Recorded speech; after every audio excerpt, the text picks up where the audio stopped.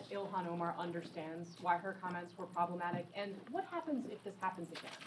Well, first of all, thank you for the question. I don't think that that the Congresswoman is perhaps appreciate the full weight of how it was heard by other people, although I don't believe it was intended in any anti-Semitic way. But the fact is, if that's how it was interpreted, we have to remove all doubt, as we have done over and over again. We're working now on a resolution.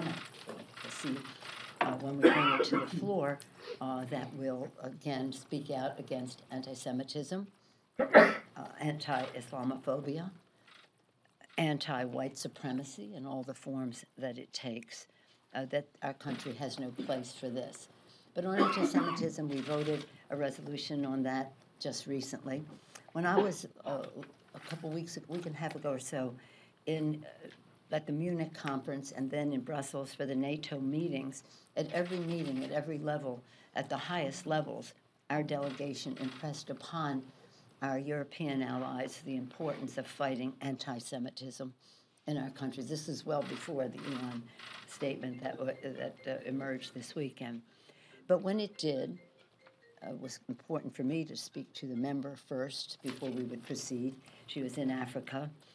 After I spoke to her, members had different tacks they wanted to take, some their individual statements, some thinking we should have a resolution. I thought the resolution should be enlarge the issue to anti-Semitism, anti-Islamophobia, etc., anti-white supremacist, and that it should not mention her name, and that's what we're working on, something that is one resolution addressing these forms of hatred, not mentioning her name, because it's not about her, it's about these forms of hatred. Does she need to apologize? To that end. She hasn't apologized. Does she need to apologize? Well, maybe she may need to explain that she did not.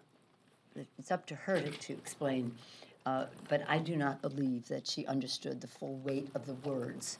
As I say, when you're an advocate out there, as I was, so I appreciate all the enthusiasm that comes into our Congress. I've told you that before. That was me pushing a stroller and carrying those signs. So I understand how advocates come in with their enthusiasms.